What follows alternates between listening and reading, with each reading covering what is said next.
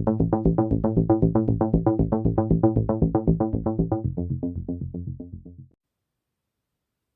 guys, welcome back to my channel again. Today I'm going to be reviewing Scream. This is the new Scream movie for this year 2022, also known as Scream 5.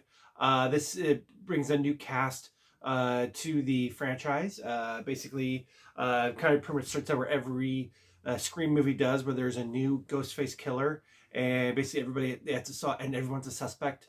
And so this new cast, they have to figure out who it is, and then of course with the circumstances of it, because of course with the Scream movies, it has the in canon movies of Stab, which are a takeoff of Scream, so it's meta within meta, and with who was involved with the original killings, that forces the original legacy characters to come back into this movie. That's of course Neve Campbell, Sidney, Courtney Cox, and David Arquette as Dewey, and Courtney Cox as Gale. So I mean, it's overall part. It's okay movie. I enjoyed it. It was well acted, well things. Just with these movies, they very kind of somewhat cliche. I found there's the parts where a lot of the circumstances didn't make sense. Like you go back and you're like thinking like how does she not hear the killer? Like if he's like just comes right around the corner, or if he's like on the phone, it's like how's she not hear his voice when he's like right like behind her, tucking on the phone or behind a door or something. And just a lot of that stuff just does not make sense to me. I think that a lot of times it can get kind of silly. Um, and then of course, and then no spoilers in this, but the reveal is somewhat predictable. Who I kind of figured from the beginning was the killer, turns out to be a killer, so it works and it does not work at the same time. If you see the movie, you'll kind of see what I'm saying. But yeah, I mean, I'll say it was good. I've seen like the first two or three. I'm not sure if I saw Scream 3 or 4. I probably haven't seen Scream 4, but I obviously saw the first Scream. The Drew Mary character, and that gets the first kill, and then Scream 2 and 3, and of course Scream movies have always been like that. They've always been very meta. They've always commented on horror tropes.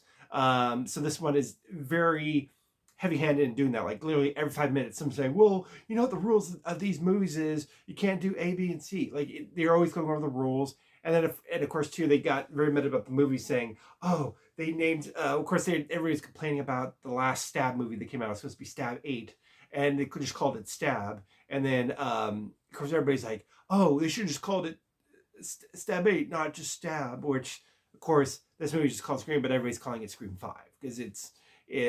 And even one of the characters saying, "Oh, it's a requel. It's not a reboot because the fans would be mad if you just do a complete reboot, and it's not a sequel because that's played out. So you have to do something new, whereas you kind of do a new continuity, but you bring back legacy characters to kind of continue the story." And that's exactly what they did in this movie. So at points, I mean, I know Scream is that style of Scream, but at times it just gets a little heavy-handed. It's like they're beating you over the head with the tropes and telling you like, "Oh, this is this kind of movie. Oh, you're in a movie, and oh, we got to it's all the stuff country." And it's funny because I've heard a lot of people make the same complaints about the last Matrix movie, because I'd say the first hour of the last Matrix 4 was very meta, where they were talking about the in-world stuff. Well, they definitely do that in spades here in Scream, but I guess it's just that's what these movies are known for. So I guess you kind of get away with it more. But after a while, I just like, okay, I get it. But so yeah, and like you've heard, it is very bloody. The kills are very gruesome, a lot of blood. Um, and the characters, and they very very much try to play on nostalgia on here. It's funny, one of the characters totally reminded me of young characters, reminded me of Freddie Prinze Jr. And as long as he was on the screen, I just couldn't get that out of my head. Like, oh my god, looks like Freddie Prinze Jr. But anyways, um, but yeah, I think everybody did a good job, and I liked when they brought the legacy characters back in, of Dewey, of Sidney, of Gale. I thought they all did a really good job with what they're given. But yeah, like I said, it's.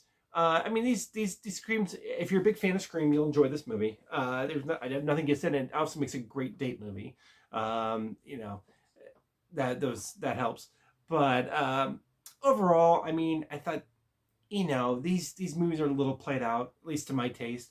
They're fine, and especially too, there's obviously scenes where they do all the horror cliches that they kind of rant on about it. They do themselves, like the fake jump scares. There were scenes where they were just doing fake jump scare after fake jump scare, and it's like, all right, I get it. You kind of, it's like, all right, I get what you're doing here. Uh, Enough. but so, but hey, if that works for you, if you're really into scary, if you make those things jump, then that's great. All power to you if you really love that kind of movie. Like I said, it's not a bad movie. It's good. I enjoyed I enjoyed the story for the most part. A lot of things didn't quite add up for me. So not the quite the best movie for me, but hey, if it's a good time in the theater, like I said, it's a good deep movie, then yeah, knock yourself out. I've seen worse. So I was films on there. So all in all, I don't know. I do recommend it. Hey, if you're a Scream fan, go check it out, and you won't be disappointed.